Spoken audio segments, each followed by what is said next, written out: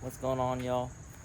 So today I will be talking about the total cost of building a 500 horsepower Q50 VR30 powered. It's either Q50 or Q60.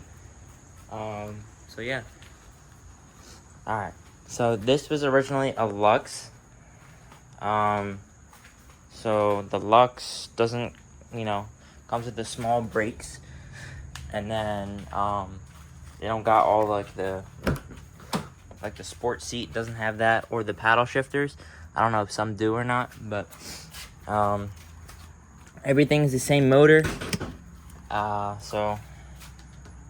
this is apparently lighter. I don't know. I just bought it because it was cheaper. Anyway,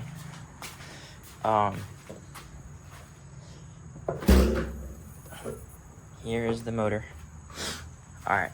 So first things first. The first thing I did was the heat exchanger, which is in here. You can't really see it. Actually, you kind of can. It's the black thing in the front. Let's see. Yeah, so you can see it says Z1. I got it from Z1 Motorsports.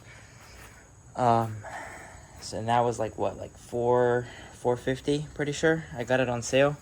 It was a year ago on Black Friday. I got those, and I got the Z1 intakes. But I don't have Z1 intakes no more. I sold them. I have boosted 6 intakes, the 3-inch intakes. I would recommend those over anything else. They're like what, 420 for the intakes. But yeah, heat exchanger and intakes. First thing I did. Then originally I had Z1 tune. Don't get a tune from Z1, especially on a VR30. Do not get it. It's awful. It's really bad. But it was an off-the-shelf tune originally. It was like what, like $800. It came with the ECU Tech dongle thing and everything.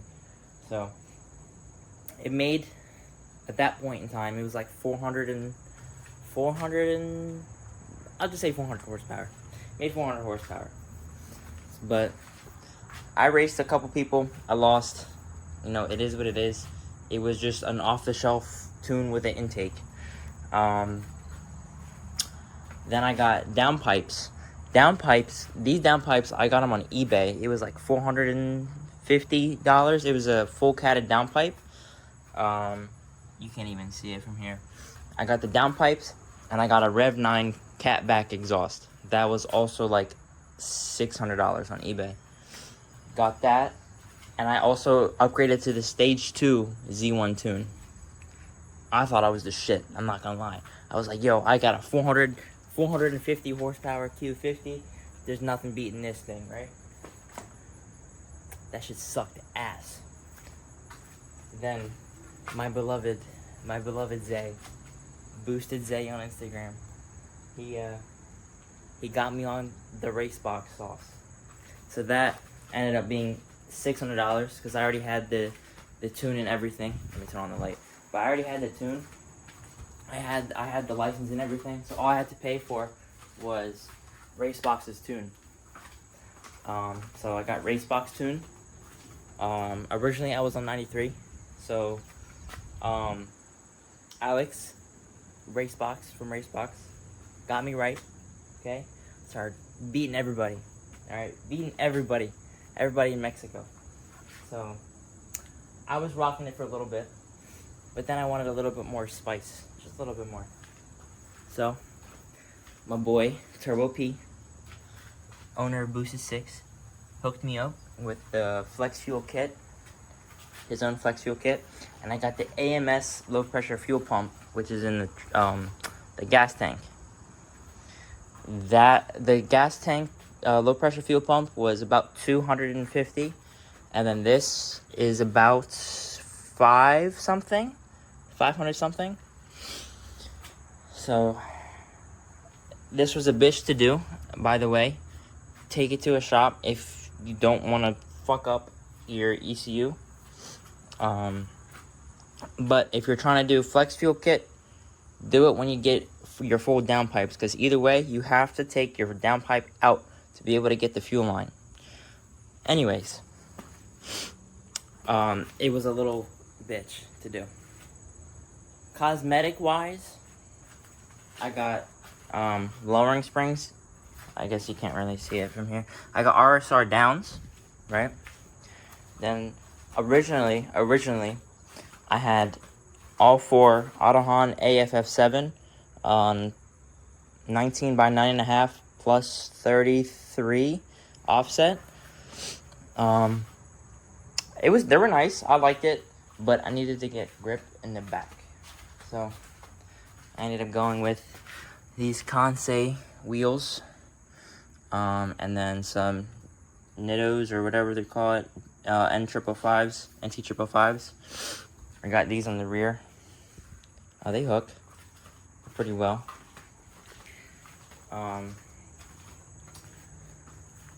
All four wheels were about $1,200 bucks. The tires, the rear tires by itself was about like $500 just for the back tires. The front tires I just buy wing longs because it doesn't matter. I have another spicy mod. It's not really it is a performance mod, but you can't really tell. Underneath here, I have Cyvex, the Cyvex all-wheel drive controller. That is the best investment you will ever need, ever, especially for a dig race machine. That's what you need, for sure, 100%. That will run you about $1,000, and you need it, because I promise you, when you launch it the first time without Cyvex, and it spins, you will get that all-wheel drive error. I know you all know what that all-wheel drive error is. You go in a limp mode, and that shit just is dead, right? Dead. I bought the car. It came with this carbon fiber trim piece right here. I'm assuming this is about like $50 or so. This diffuser was like $80 on eBay. That's another thing I did. The screen. Oh, and these fake ass mirror caps. I don't know. I bought the car. It came with that. But the screen. This beautiful, beautiful screen. I definitely recommend this screen. 100%. I love it. It has everything you need in a car. Apple CarPlay, which is wireless, by the way. And it's connecting to it right now. So it just connected to my phone and fucked everything up. Anyways, you got wireless CarPlay on here. You can download whatever app you need, right? And you get to keep the same stock controls, as you can see from here, right? I have ECU Connect, which is the Racebox sauce shit, right? Definitely worth it, 100%.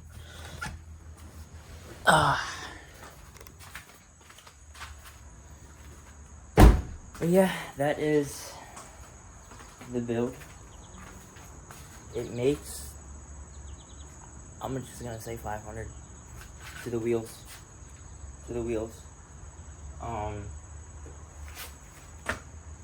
But I recommend a Q. Kind of.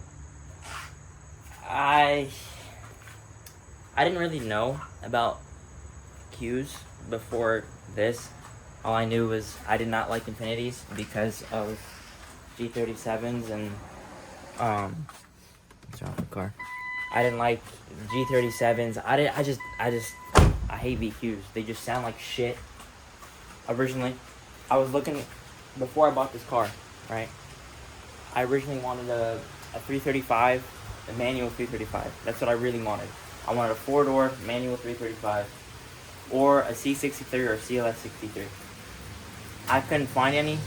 I seen a couple cars, like I did see a manual 335 N54. I went to go look at it.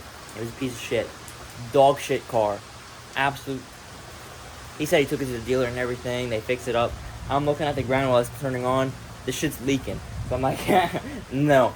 I I'll give you $3,000. Like, I'm not paying that much for that piece of shit.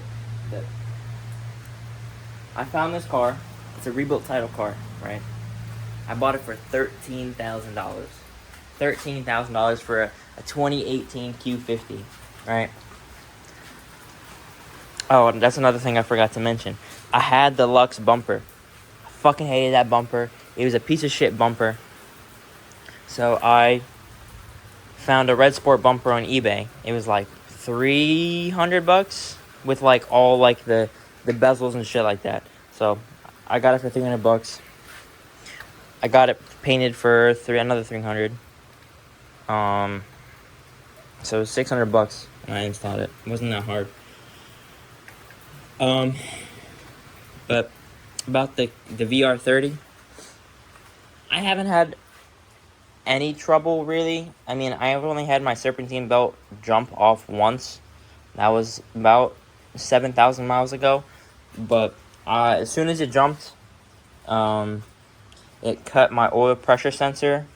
The wires, it like cut right through it. So I had to get a connector from Connector Experts, and then I bought an anti-jump kit from Z1. Definitely worth it. It's $150 and it comes with a new belt. And I check the belt every once in a while. I have no issues whatsoever. So,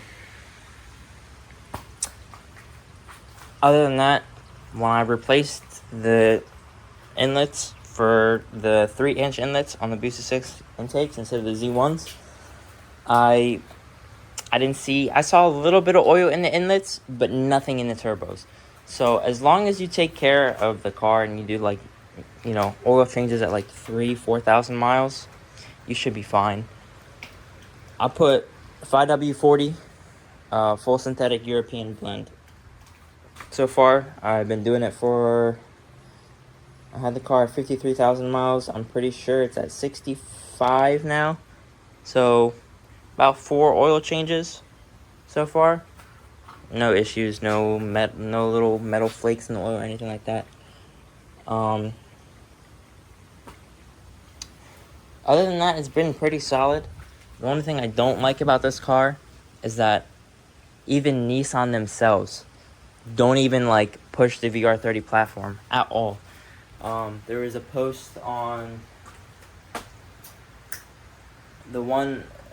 They gave her a Nismo GTR, and she had the new Z with the VR30 motor, and they're literally swapping the VR38 motor from the GTR and putting it into the Nissan Z and making it a drag car, which doesn't make any sense. If they're trying to promote the new Z, why would you swap a VR38 instead of a VR30 instead of building it? So if the market, other than Boosted 6 and some other companies, I mean, like AMS, they are putting stuff out for this car. They're making turbos right now for it. And they have a 1,000 horsepower Q. But it's just, there's no push for it at all. At all. Nothing. But that's my only issue with the car. Specifically for me, another issue I have is that the paint don't even match. So the front bumper paint matches with the back door and the other panels in the car, but the passenger door, the fender, the hood, and the other fender do not match with the car. So I plan on getting the car wrapped pretty soon. Just waiting for the wrap shop to open up. So, and this back bumper. This bumper doesn't match either. But yeah, that's kind of my issues with the car. Other than that, I forgot one more mod. One tiny mod that makes a huge difference. The diff brace. The Z1 diff brace. If I can fit the car underneath. I know it's upside down right now, but let's see. Can you see it? Not really. But there's a Z1 diff brace underneath the car. It's like $150, 100% worth it. 100%. Like, the car used to hop when I used to launch it. Barely any hop at all. Even on like gravel or shit like that, there's like no hop at all when you launch it.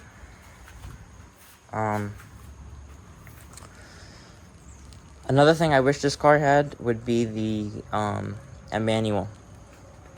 This shit came manual. I would never think about getting rid of this thing.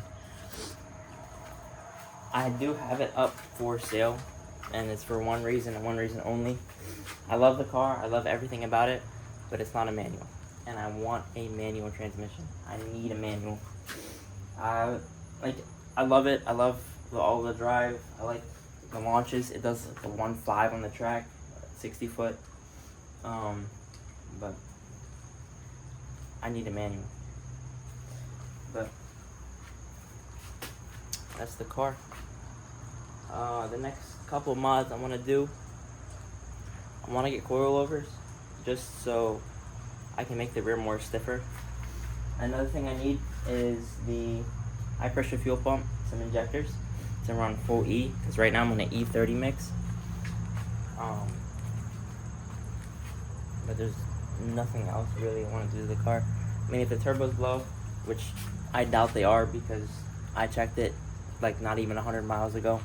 It's brand new. Like literally, like you can like eat a whole dinner on top of the turbo, like inside the inlet, no oil, nothing. It's perfect. But the car is like flawless other than that. The infamous gapped plate. If you know, you know, you're in Delaware. If you're gonna get tuned, race box, 100%.